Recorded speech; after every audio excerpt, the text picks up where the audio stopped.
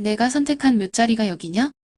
이제 더 이상 주위를 살피지 않는 거친 모습의 윤 차장이 글러브를 낀 양손을 팡팡 치며 말한다. 그대 같은 인물에게는 여기도 과하지 않겠어? 직원 전용 체력 단련실 가운데에서 마주보고 서 있는 두 사람의 모습이 대조된다. 윤 차장은 유난히 과하게 큰 소리와 과한 행동으로 위세를 보여주려고 하는데 지훈은 조용히 웃음만을 머금고 있을 뿐이다. 사실 둘은 여기 오기 전에 법무팀과 변호사 입회하에 관련된 모든 재반 사항에 대한 서류를 작성했고 이 시합에 관련된 일체의 책임을 지지 않는다는 내용의 서명을 완료한 상황이다. 건방진 자식 넌 오늘 죽었어. 병원에서 몇 년은 못 나오게 해주마. 이야 표현 진짜 진보하다. 하하 그래 최선을 다해봐.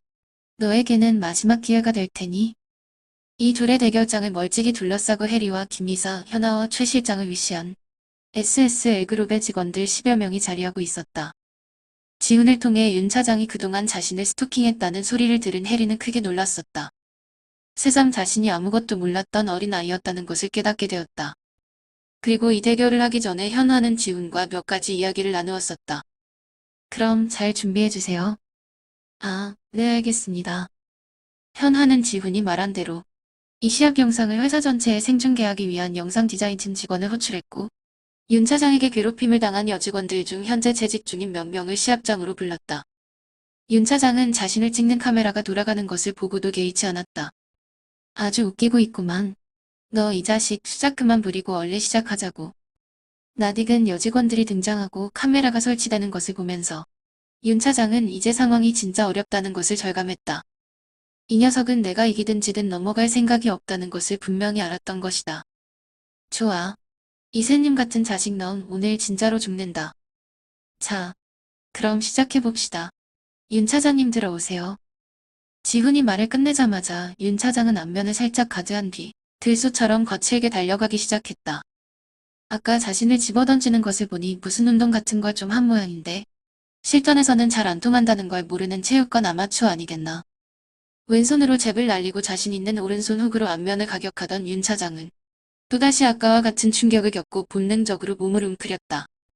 무슨 일이 일어난 거지? 숨이 쉬어지지 않아? 너, 쿨럭쿨럭이 이 자식 너 뭐 숨겼어? 헉묵이 썼구나 비겁한 자식.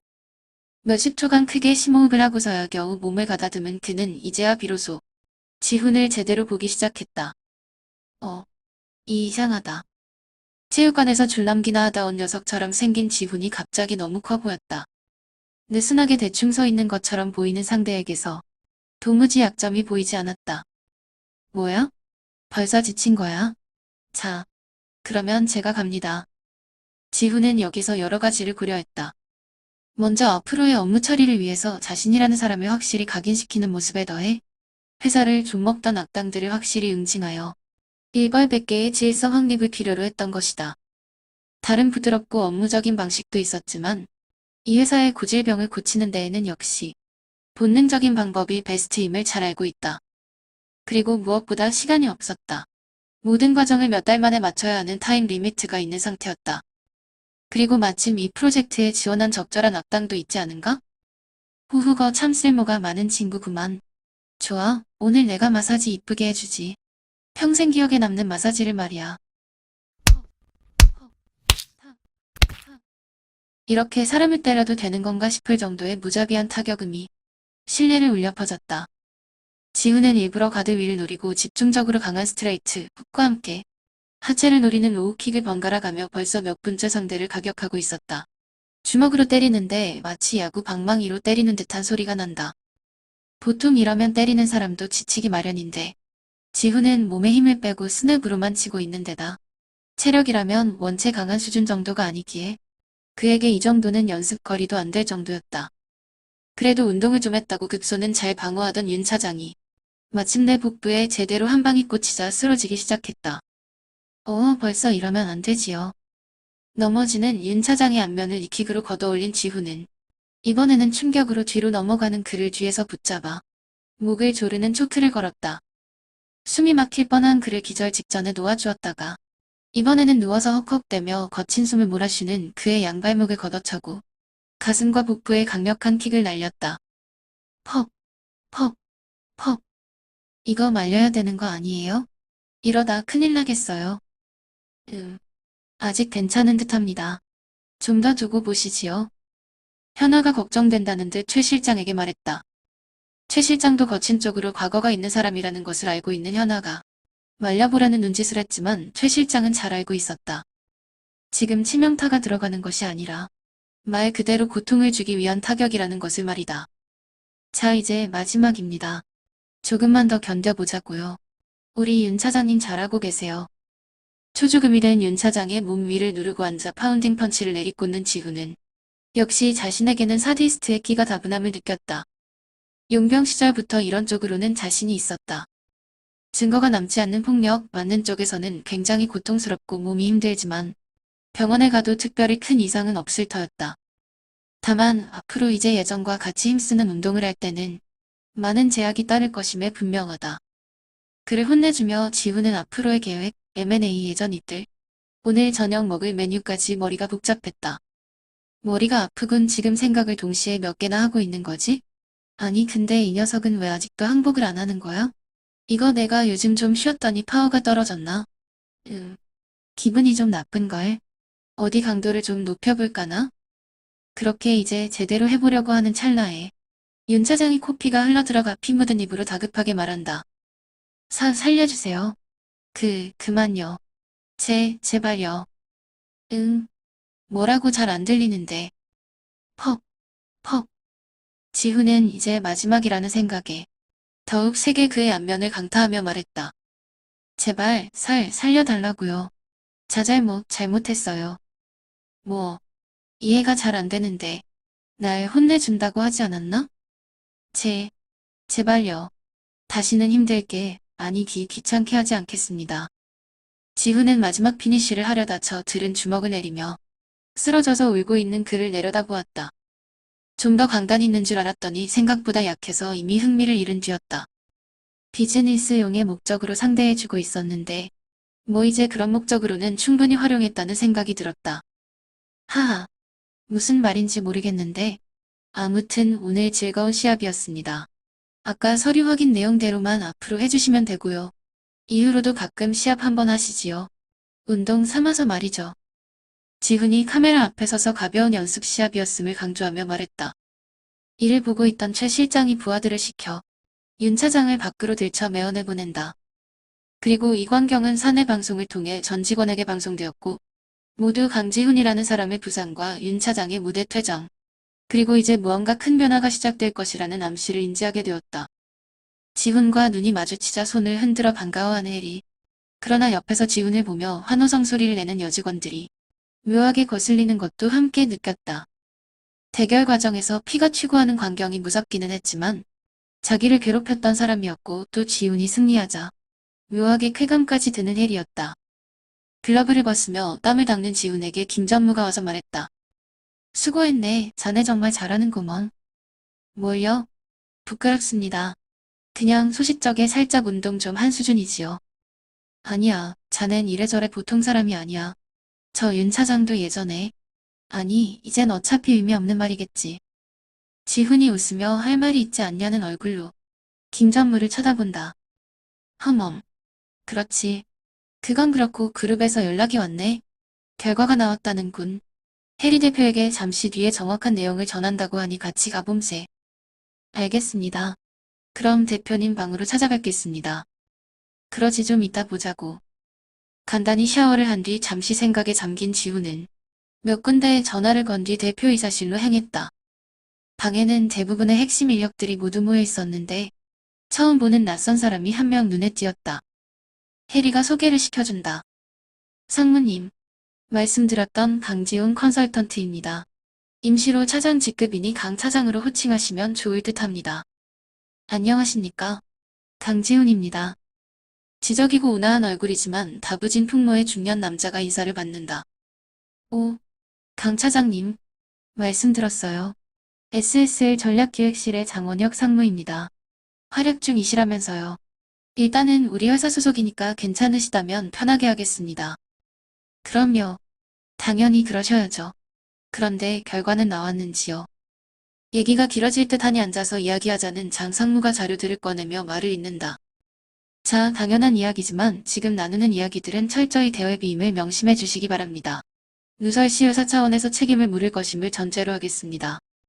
모두에게 다짐을 받은 뒤 상세 내용을 설명하기 시작한다. 먼저 진행 과정을 말씀드리면 일본 리테일 대기업인 뮤온의 SSL과 MS 리테일의 CBS 점포수 총 6천여 개의 매각을 타진했습니다만 금액 차이로 결렬되었습니다. 우리의 제시액은 점포당 1억 기본의 프리미엄 40%를 가산하여 총액 8,500억이었고 뮤온 측의 제시액은 점포당 8천만 원의 20% 프리미엄을 가산하여 약 5,800억이었습니다. 갭 차이가 좁힐 수 없는 수준이라 재협상 없이 종결로 마무리 지었습니다. 이후 뮤온이 먼저 인수 제의를 추가로 해오지 않는 이상 뮤온과의 추가 재협상은 없습니다.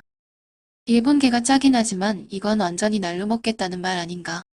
지훈은 입맛을 다셨지만 장상무의 태도를 보니 남은 이야기가 있는 듯하여 다음을 기다렸다. 그리고 로열 인터내셔널은 해리를 비롯한 좌중의 긴장된 모습이 역력하다. 선택적 매수에 동의했고 제안 내용은 다음과 같습니다. 1. 6천여 개의 점포를 모두 매수하며 제한 매각 대금은 점포당 9천만 원으로 정한다. 2. 매매 후 2년여간 SSL그룹은 현재와 동일 수준의 지원을 하며 기준은 지원 총액으로 계상한다. 매출액 기준 직전 1년 평균액 이상. 3. 매각 대금은 변동을 두며 인수에 필요한 산정 기간을 거쳐 3개월 뒤 10월 1일 자로 계약한다. 월 정산 금액을 기준으로 해당 월의 CBS 점포 총 매출을 기준으로 직전 1년 월 평균액보다 상승 시 매출액 상승분만큼의 매각 대금 상승을, 하락 시 매출액 하락만큼의 매각 대금 하락을 기산한다. 단 이때 SSL그룹의 계열사 간 거래는 산정에서 제외한다. 기타 세부사항도 있지만 크게 보아 이 정도입니다. 부회장님께 보고 들었고 부회장님은 이혜리 대표님께 결정을 맡겼습니다. 이상입니다.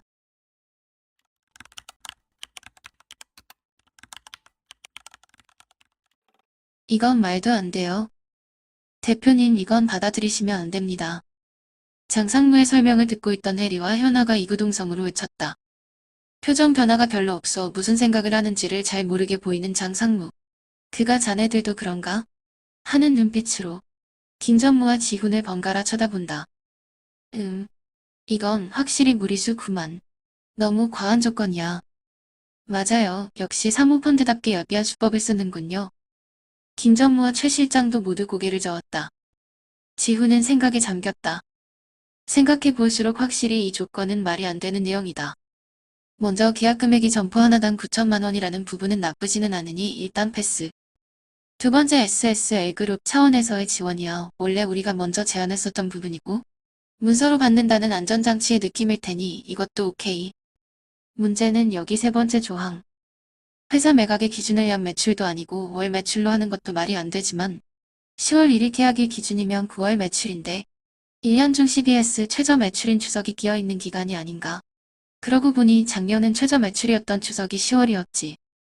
그리고 지금 SSL 유통 자체가 전년도 대비 매출액이 위험한 상황인데다가 올해는 추석 연휴가 앞뒤로 해서 주말까지 두 번 붙이면 최장 10일짜리 연휴. 아마도 월 단위 기준 역대 최저 매출이 나올 것 같은데 전년 동월보다 매출액이 하락 시 그만큼 매각 대금을 뺀다고. 이건 뭐 안 한다는 것과 다름없지 않나.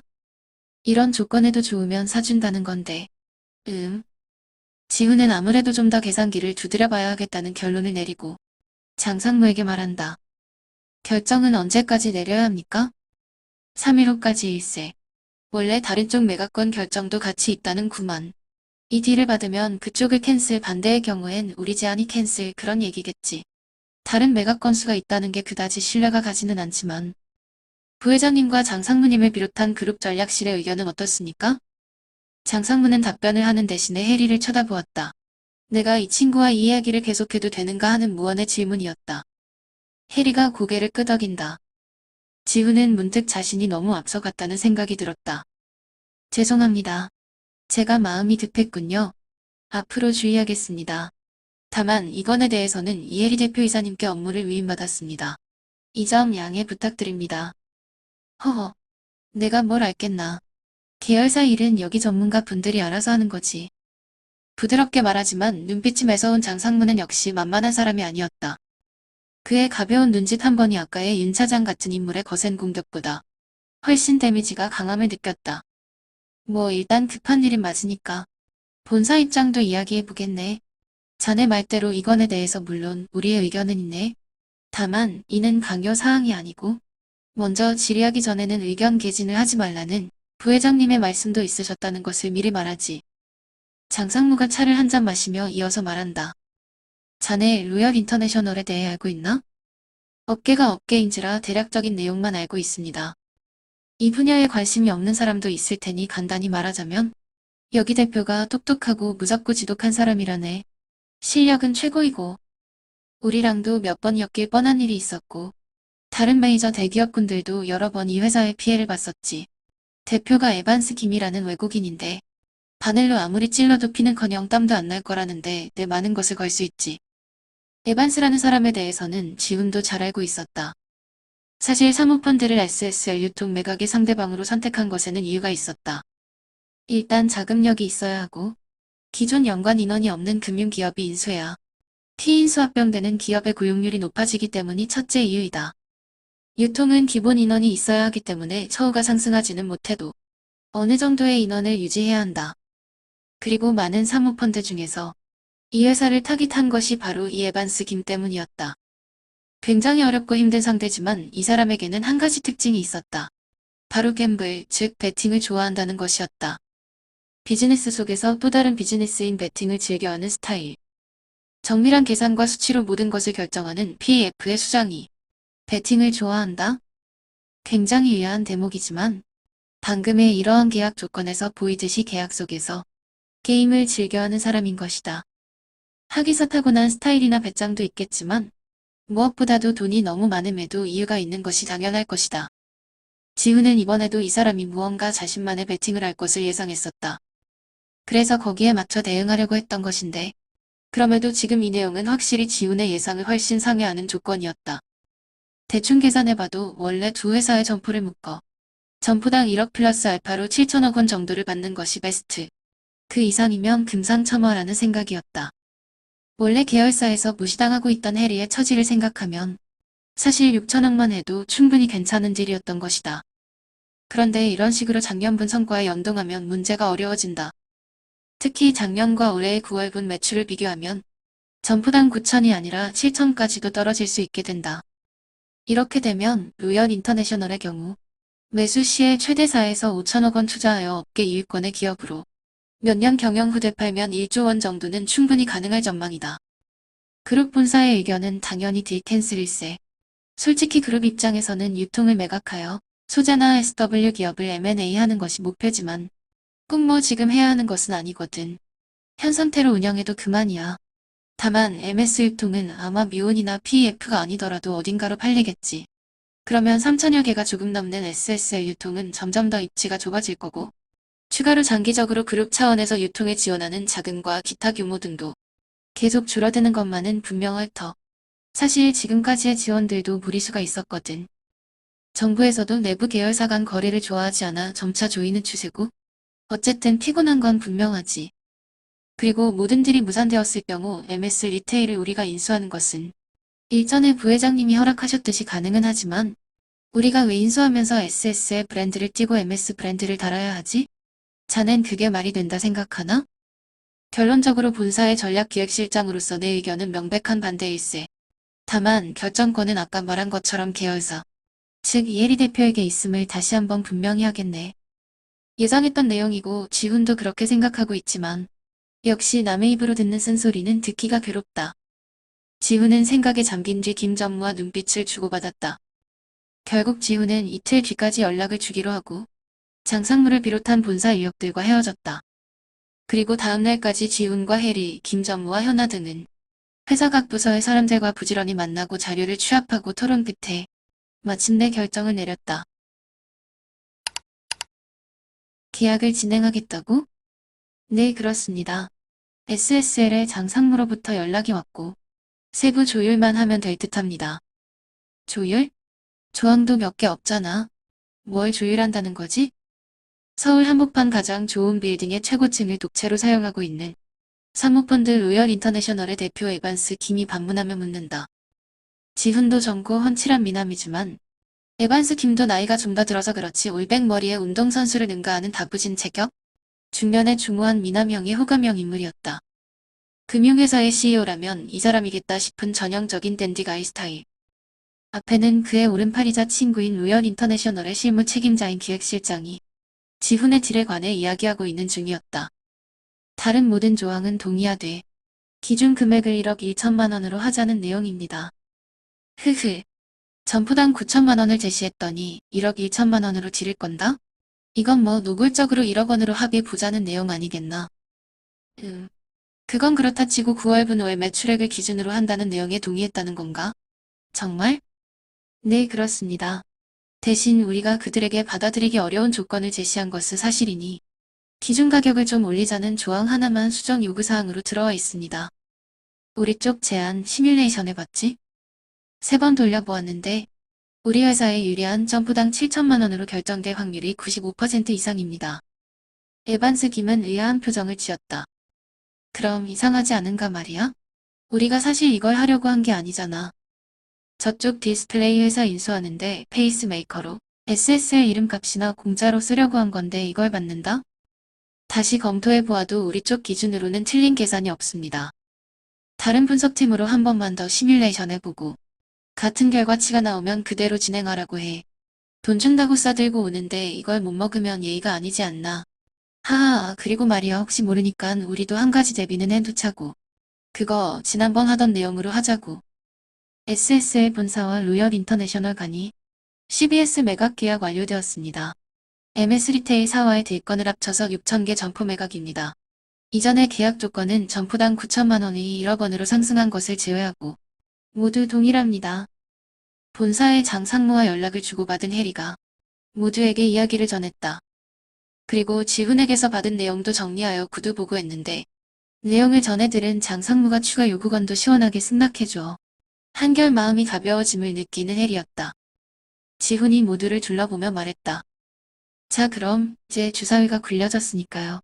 신나게 뛰어보는 일만 남았습니다. 다들 정신 바짝 차리시고요. 제대로 만들어 보자고요.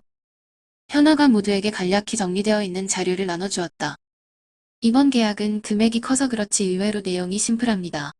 단순하게 보면 2달 뒤 9월 월간 매출액을 얼마나 올릴 수 있느냐가 이번 프로젝트의 전부입니다.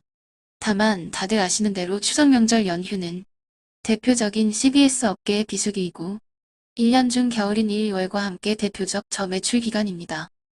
더군다나 올해는 앞뒤로 주말이 끼는 황금 연휴, 그야말로 우리에게 최악의 조건이지요. 하지만 여기는 불가능을 가능케 만드는 유통 현장이니까요.